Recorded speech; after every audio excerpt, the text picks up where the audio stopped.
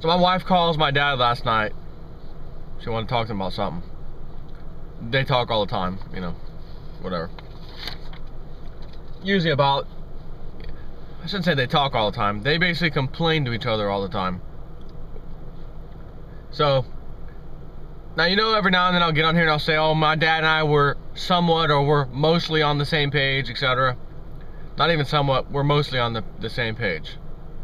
I never say we are 100% on the same page. At least I don't think I've said that. I know I've said that we're mostly on the same page, and that's what I usually stick to. Because not every single thing. And last night is the perfect example. My wife calls him. Oh yeah, I have to. Let's talk later or tomorrow. I'm watching the Romney live feed right now. Man, I may be switching. Man, I may have to switch from a Democrat to a Republican. I think he's got my vote. And I hear this because it's on speaker, you know, loud. What? My wife says, what? Joe, you better talk your dad out of this right now.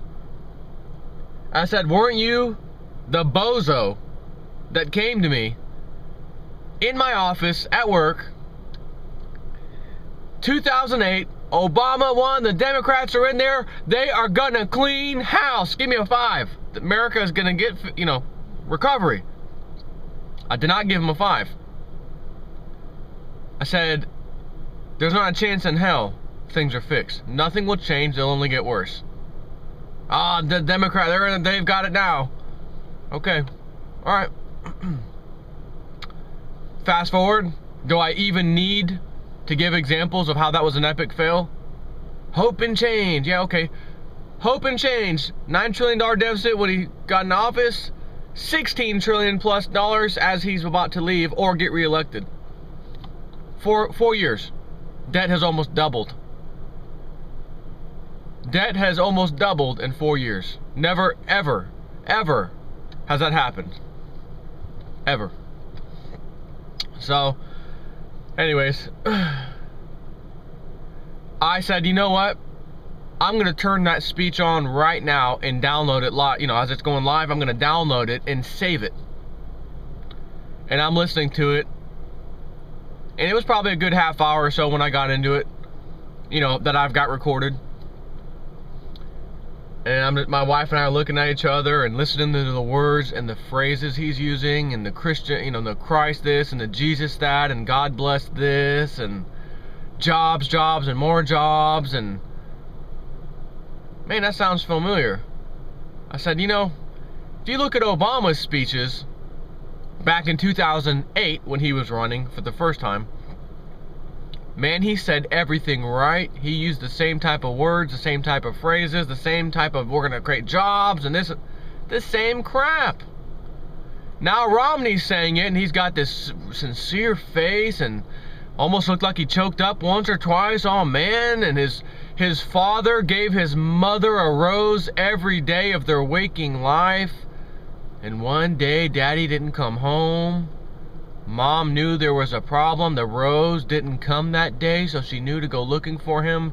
And she found him, and he had passed away. It was that rose daily that my mom received. So she knew my dad was there. Reminded her every day. Do you think there's a chance in hell? Forget heaven or earth. A chance in even hell that this guy gave his wife a rose every single day of their waking life, marriage, etc., 20, 30, 40 years, however long they were married? There's not a chance in hell. There isn't. But it made a great story, and there were people tearing up and crying in the audience. Oh, Romney, you could just see it in their faces, and why isn't this guy, why didn't we pick him before? This is the guy, this is it. Oh. It was like this preacher just came down and Jesus Christ infiltrated and took over his body and was preaching the word just perfectly, and people are in tears and they're, you know, kind of like when Obama got elected and the background people screaming and cheering, the first black guy, he's gonna fix everything. If I got problems paying my mortgage, if we help him, he's gonna help us. This is the greatest moment in America's history and in my life. Until I fast forward 4 years and look at everything. More job losses, more people on unemployment than ever before, more people on food stamps than ever before. Although I don't know the numbers of the Depression, so I can't go that far, but at least in modern history. So much for recovery, so much for jobs, and this guy hires a job czar who's former, when he the head of GM or something, or GE, who then is responsible for shipping jobs overseas. Actually, got caught doing that, basically. It's what he was doing with the company. So, I mean, long story short, even people who voted for Obama the first time who have paid attention to what has been happening. Now, if you haven't been paying attention, you could get talked to today and you'd be just like you were talked to in 2008. Man, this is great. I get dealing with what he got handed. That's the only response you'll get. Well, considering what the President Obama got handed, I think he's done a fairly good job with it. So forget every other argument, Obamacare, and forget all of it. $9 trillion deficit turned into 16. It almost doubled. And on a number basis, you know, like kind of like the speed limit. When you know the speed limit's 50 and you're going 100 miles an hour, a cop is not just going to give you a ticket. He's going to throw you in jail. That's what's going to happen. But if your speed limit's 10 miles an hour and you're going 20, well, I mean, really? Can you not stop fast enough if something ran out in front of you from going 20 miles an hour compared to 10? I mean, think about that. Or how about 2 miles per hour?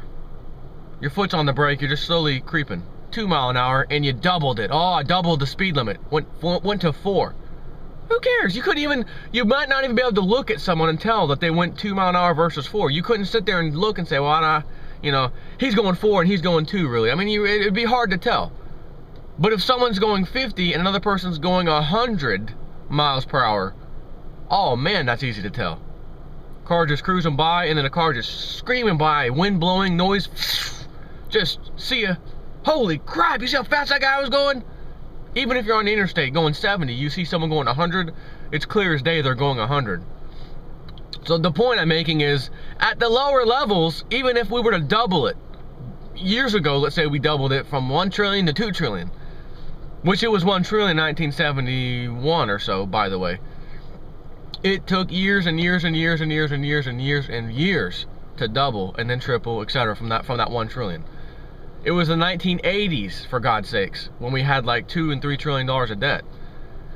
So, anyways, I mean, we went through 4 years. It was 9, and now it's 16 and climbing. Given the hand he was dealt, he's done pretty good with it. So what's Romney said? He didn't say one word tonight. At least when I tuned in, maybe he said it early on, but I didn't hear him say it. I don't think he did. And if I'm wrong, you can correct me. But I did not hear him talk about the old Federal Reserve and the banking system and all that. Nobody's talking about the bonds and why we create bonds and put ourselves in debt to pay these bonds. Who are the bondholders that we owe this debt to? Why are we paying debt or interest on debt that we could just print ourselves for free? What you know, you're not going to hear that word out of his mouth. You will not hear that word out of Obama's mouth. The only person's mouth you will hear it out of is people like Ron Paul, who of course has went out with a whimper and you know, kiss that goodbye. So at the same time, if Ron Paul had a chance and was actually the Republican nominee right now, I don't think it would matter. We're already at $16 trillion in debt. He would be handed this, and then he would have to say, well, we have to deal with this. And Ron Paul's way of probably dealing with it would probably be to pay it back somehow. Not to just default on it and say, sorry, we're starting over. I don't think he would, because he's a very tightening belt type of guy. He does do the right thing time and time again. Look at his voting record. So even if he was to come in, and again, the elite don't want the debt paid off anyways. They would make sure it didn't happen. They would allow the stock market to crash right away as soon as he took office. They would crush him, make it look like he was the worst president ever. So I almost feel like, not even almost, I do feel like I don't want Ron Paul in there. Not now. The people, the sheeple, the peasant, the population needs the biggest massive wake-up call they've ever received in the history of the world. They need it. It's time for a spanking. The ruthless, out-of-control child who's had their way their entire time is now being told there's rules. There's a curfew. You gotta come home when the streetlights come on. You can't hit your sister. You can't punch mommy in the face when she tells you no.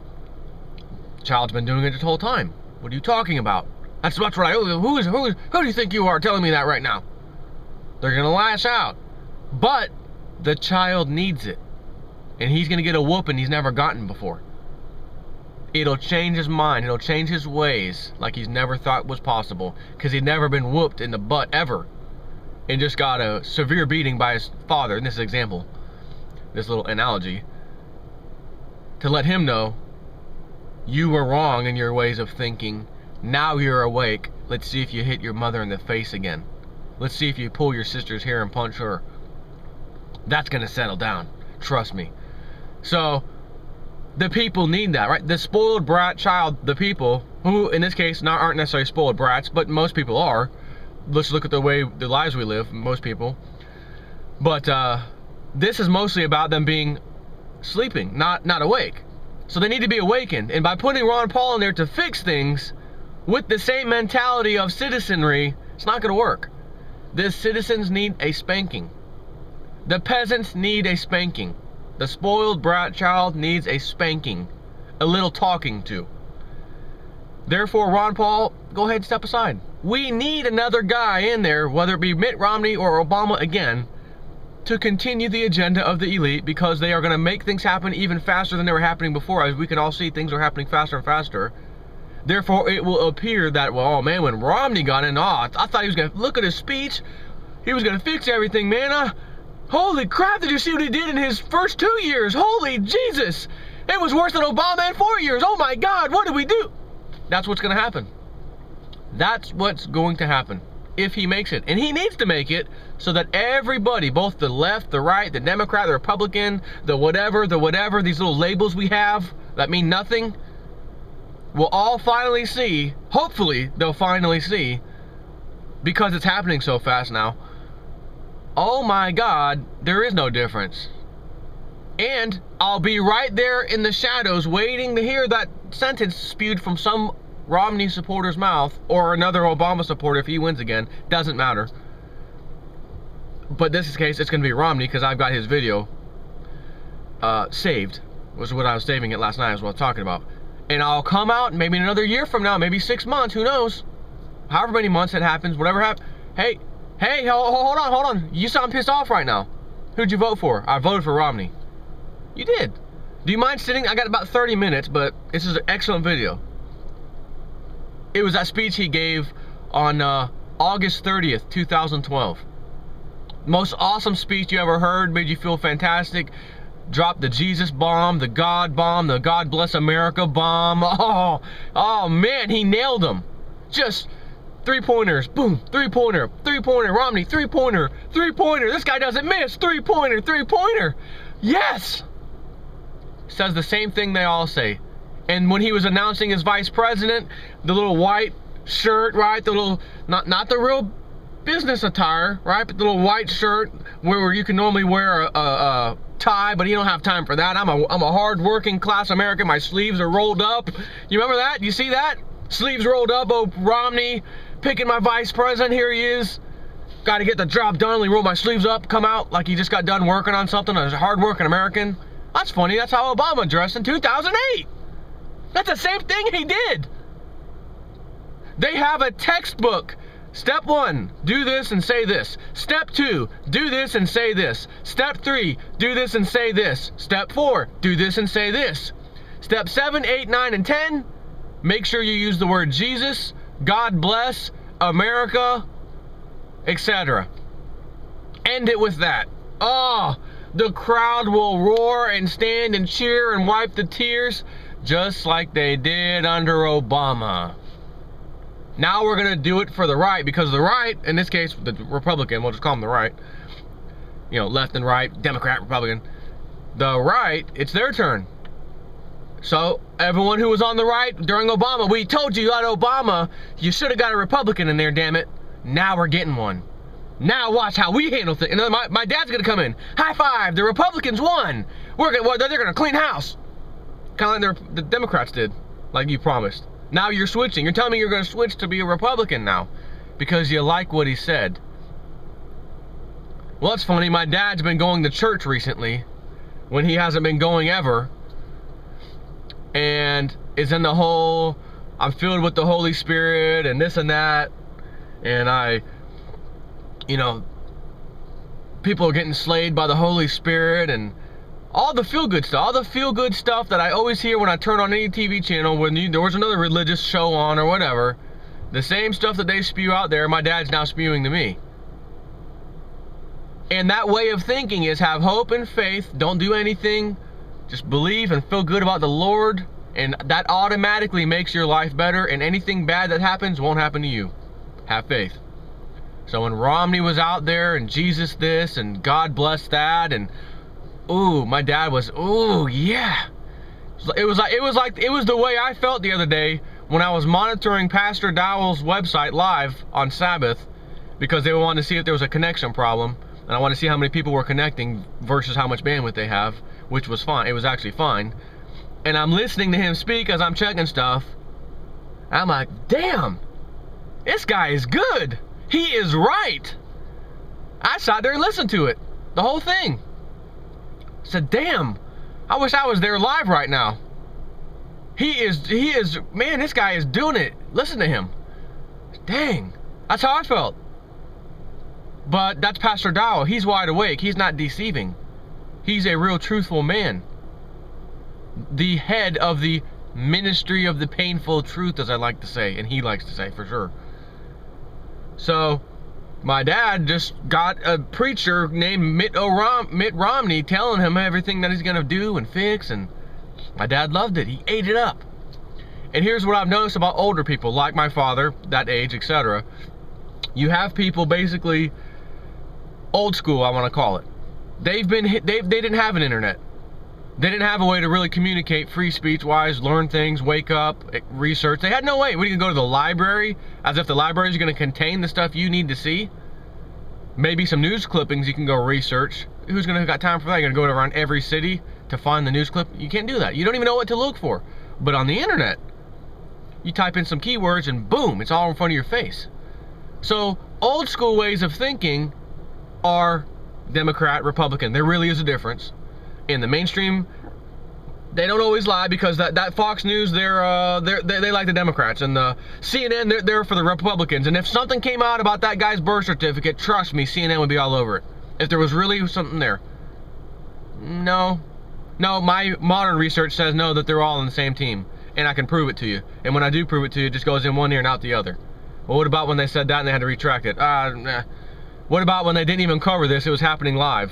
No TV show, no news covered this. It's, hundreds of thousands of people, or whatever it was, tens of thousands of people marched on Washington, D.C. a few years ago. Turn on mainstream media, nothing's on. Nothing's on. No one's even covering it. As if a few people showed up. Don't even take the cameras down there. Tens of thousands. Nah. Neither side covered it. So, you want to vote for Mitt? Man, you know what? Go ahead. I'm telling you, go ahead and vote for Mitt Romney. I want you to vote for Mitt Romney, because it will help bring in the spanking that people need. Which is, there is no left and right. We keep being showed two people that pushed in front of our faces, shoved down our throats as our only two choices. It now makes sense to me. The country's been destroyed. It was under his watch. He promised he wouldn't do this, he promised he wouldn't do that, and he did promise he'd do this, this, and this, and he didn't do any of that. And the stuff he said he wouldn't do, he's doing. He changed his mind. Too late, you already voted for him. Well, I changed my mind. I talked to my advisors, and he told me I shouldn't get rid of Bernanke, like I said I would, which is why I know a lot of you voted for me. But I changed my mind now that I'm in office, and you can't undo your vote. I changed my mind. Trust me, I got the best guys on the job. The same guys have been the same advisors for all presidents, and passed and passed and passed and passed.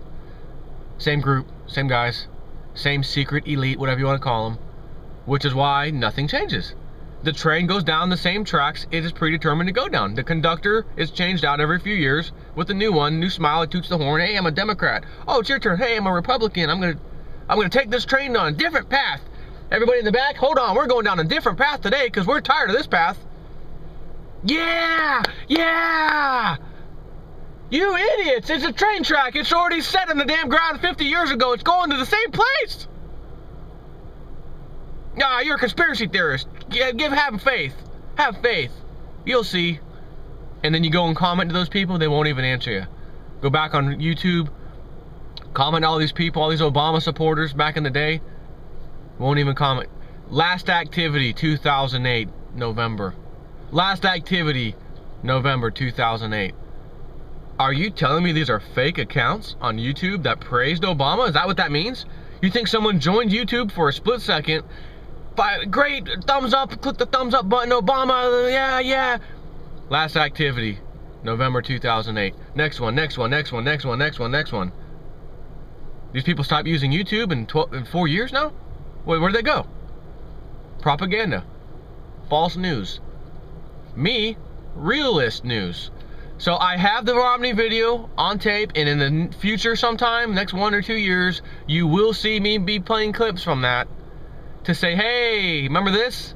Remember that? Look at this guy, look at this girl in the background crying, look at her. How about today, what the executive order Romney just passed? Or how about today, such and such just happened? Remember that speech he gave? Hey, remember he said he wouldn't do that? Hey, look. That's the point of my video recording, and I will be playing it sometime in the future. Take care.